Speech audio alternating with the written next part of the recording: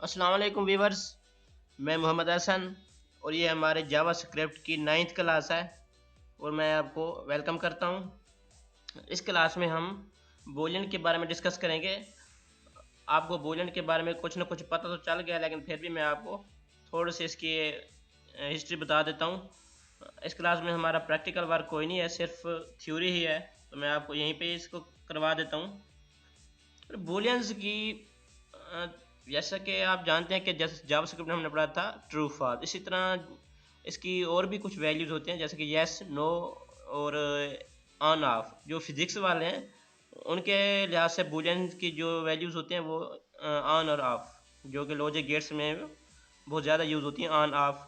तो इसी तरह जो हम यूज़ कर रहे हैं बूलियंस की वैल्यूज़, वो सिर्फ हमारे लिए जावास्क्रिप्ट में या पीएचपी में उनके लिए जो है वो ट्रू एंड फॉल्स, ये जो हमने किए भी थे लास्ट टाइम जो हम ऑपरेटर कर रहे थे। तो जो इन ऑपरेटर में हमने जो किए थे डिस्कस, ये एक लॉजिकल ऑपरेटर्स और इसी तरह कंपैरिजन ऑपरेटर, ये जो है कंपैरिजन ऑपरेटर्स। इनकी जो हमें आउटपुट मिलती थी वो ट्रू या फॉल्स में मिलती थी, जो कि एक बूलियन एक्सप्रेशन ही है वो। तो इसी तरह मैं आपको बता रहा हूँ कि जो हम जावास्क्रिप्ट में लेंगे बूलियन एक्सप्रेशन, वो सिर्फ ट्रू एंड फॉल्स की सूरत में ही लेते होते हैं। बाकी यस नो और यस नो या ऑन ऑफ वो हम यहाँ पे नहीं लेंगे, क्योंकि वो यस नो वगैरह है वो कहीं और यूज़ होती है, इसी तरह जो ऑन ऑफ वो कहीं और, जैसा कि फिजिक्स में। तो अब मैं आपको बता दूँ ये है कि बूलियन फंक्शन ये क्या है। ये बूलियन फंक्शन है, यहाँ पे हम इसके अंदर कुछ कंडीशन अप्लाई करते थे, जैसा कि हमने लास्ट क्लासेस में किया भी है कि 4 लेस देन या ग्रेटर देन 5, इस तरह हम करते रहे हैं जी। इस तरह हम करते हैं, फिर हम इसकी आउटपुट भी लेते थे। तो इसी तरह अब ये है कि everything with the real value is true and everything without real value is false.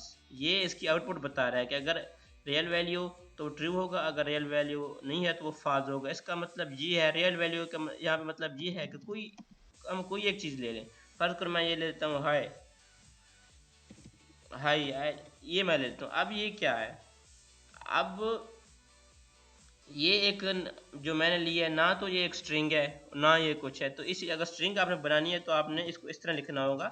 अब ये चीज़ है तो ये इसकी वैल्यू अब ट्रू होगी, ये इसकी रियल वैल्यू, क्योंकि हम एक स्ट्रिंग ले रहे हैं। अगर आप इस तरह लेते हैं, अगर आप यहाँ लेते हैं 5 या 6 कुछ भी ले लें, अब ये इसकी एक रियल वैल्यू है, तो ये अब ट्रू है। चाहे आप इसको डेसिमल में भी ले लें फिर भी ट्रू है, क्योंकि वैल्यू तो है ना। अगर आप इस तरह ले लें डिवाइडेड बाय एच, ये क्या है, ये अब हम क्या करें, स्ट्रिंग में डिवाइड कर रहे हैं। अब ये एक रियल वैल्यू नहीं है, विदाउट रियल है, तो इसकी जो हमें आउटपुट आएगी वो फाज में आएगी। इसी तरह हम ये भी तो ले सकते हैं जी डिवाइडेड बाय 5, ये क्या है, इस तरह ये भी एक विदाउट रियल वैल्यू है। तो ये कुछ real value without real value का कंसेप्ट यही है कि जो इसकी वैल्यू एक अगर ये इक्वल में आ रही है तो देखेंगे आगे क्या है।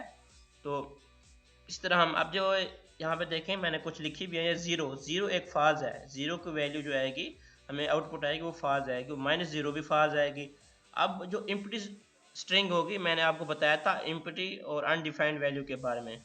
तो जो इम्प्टी या अनडिफाइंड होगी वो भी उनकी जो आउटपुट होगी वो फाल्स होगी, और इस तरह नल की भी फाल्स होगी, और फाल्स की भी फाल्स अगर हम लिख देंगे तो उसकी आउटपुट फाल्स होगी। हाँ, अगर आप इसको स्ट्रिंग में लेते हैं, ये इस तरह लेते हैं, ये इस तरह, तो इसकी वैल्यू में ट्रू में आएगी, जो आउटपुट आएगी वो में ट्रू में आएगी। तो ये है इनके बारे में बूलियंस। तो ये हम जितना हमने यूज़ करना था वो हम यूज़ कर चुके हैं, तो इसकी ज़्यादा गहराई में जाने की ज़रूरत नहीं है आपको, क्योंकि हम ये बहुत ही कम यूज़ में आती होती है जावास्क्रिप्ट में। तो बहरहाल जितना हमने कर लिया है, ये जो लॉजिकल ऑपरेटर्स हम कर रहे थे या कंपैरिजन ऑपरेटर्स कर रहे थे, हम कहीं कहीं इनको यूज़ करते होते हैं, तो सिर्फ इतनी ही यूज़ होगी जैसे जितना मैंने आपको लास्ट क्लासेस में करवा दिया है। तो इसके बारे में अब मैंने आपको थ्योरी भी करवा दिया है, उम्मीद है आपको कुछ ना कुछ कंसेप्ट क्लियर हो गया होगा। तो बस ज़्यादा इसके अंदर जाने की ज़रूरत नहीं है आपको, इतने ही आप कर लें। तो मिलते हैं अगली क्लास में। अल्लाह हाफिज़।